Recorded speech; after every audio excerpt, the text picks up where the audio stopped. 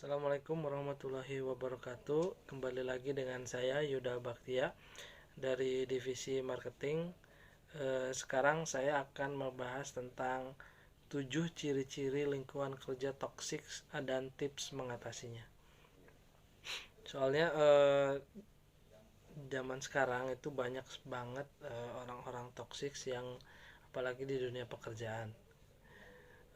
Pernah nggak kamu ngerasa nggak nyaman saat sedang bekerja, entah karena budaya pekerjaan maupun rekan-rekan di sekitarmu? Bisa saja itu pertanda bahwa kamu terjebak dalam lingkungan toksik. Sebagai catatan, lingkungan toksik itu tidak akan mengantarkan seseorang menuju work-life balance, yaitu keseimbangan yang diimpikan sebagai besar pekerja. Nah, sebelum membahas itu, kita harus tahu dulu nih definisi lingkungan kerja yang toksik itu kayak gimana. Lingkungan kerja yang toksik adalah keadaan yang mengacu pada tidak seimbangnya budaya, situasi, serta profesionalitas antar rekan dalam pekerjaan. Kondisi berikut bisa menimbulkan dampak besar bagi karyawan sekaligus terhadap keberlangsungan perusahaan. Bagi pekerja, lingkungan kerja toksik dapat mempengaruhi kesehatan fisik seperti stres, gangguan tidur. Selain itu, tidak sehatnya lingkungan kerja juga dapat menimbulkan efek mental, misalnya seperti anxiety, burnout, hingga depresi.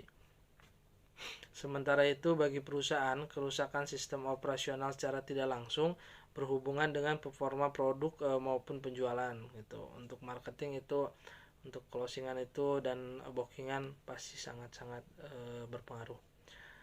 Nah, ciri-ciri lingkungan kerja yang toksik itu biasanya ciri-cirinya itu tidak dapat langsung diketahui pada masa awal bekerja, disebabkan perlu adanya adaptasi serta pengamatan lebih lanjut tentang budaya perusahaan. Nah, lantas seperti apa nih ciri-ciri lingkungan kerja yang toksik yang bisa jadi red flag perusahaan? Yang pertama itu adalah minimnya transparansi sistem kerja. Ketika menandatangani kontrak kerja, umumnya dicantumkan beberapa informasi krusial tentang perusahaan dan hal-hal yang berkaitan dengan deskripsi pekerjaan, seperti besaran gaji dan bonus serta periode pekerja. Jika informasi dasar ini ya maksudnya ini dicantumkan pada kontrak atau pembahasan terkesan dihindari, maka kamu perlu berhati-hati sebab ketidakjelasan prosedur tersebut berpotensi besar untuk mengeksploitasi kinerja karyawan. Yang kedua itu adalah kurangnya profesionalitas kerja. Profesionalitas kerja adalah aspek utama dalam pekerjaan. Sudah seharusnya seluruh karyawan pada jajaran apapun memiliki etika baik dan pandangan goal.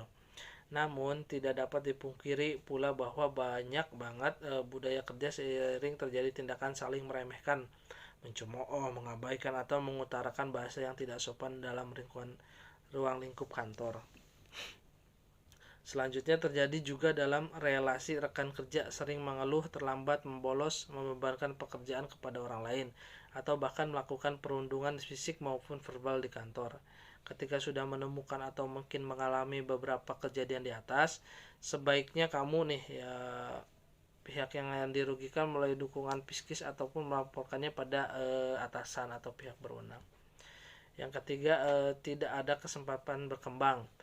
Sudah layaknya suatu perusahaan mendukung serta memfasilitasi karyawan untuk memperluas keahlian, pengalaman, jaringan, dan karir selama periode bekerja, jenjang karir. Contoh dukungan berikut yang dengan kesepakatan untuk kenaikan pangkat atau gaji. Sehubungan dengan itu, memang pada awal bekerja kamu mungkin sungkan bertanya terkait hal tersebut.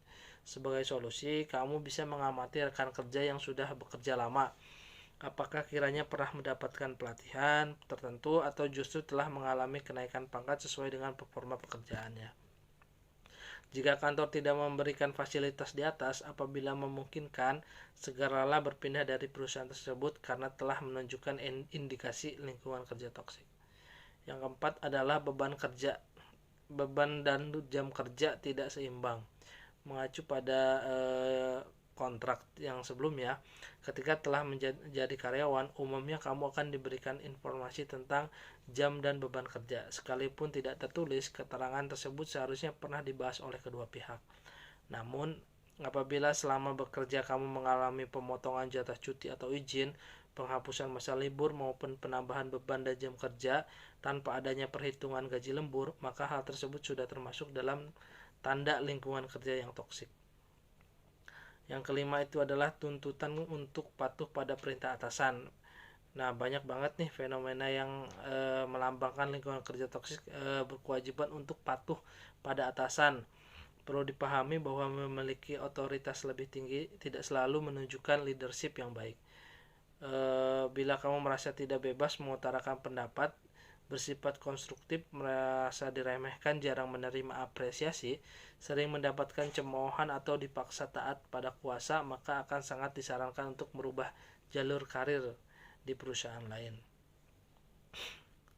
Nah, itu paling segitu aja ya. Tambahannya lagi mungkin untuk yang sudah mengalaminya adalah, yang pertama itu adalah harus fokus pada diri sendiri dan pekerjaan.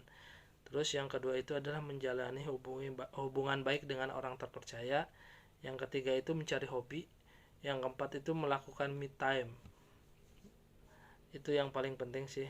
Paling segitu aja. Terima kasih. Wabillahi taufiq wal hidayah. Wassalamualaikum warahmatullahi wabarakatuh.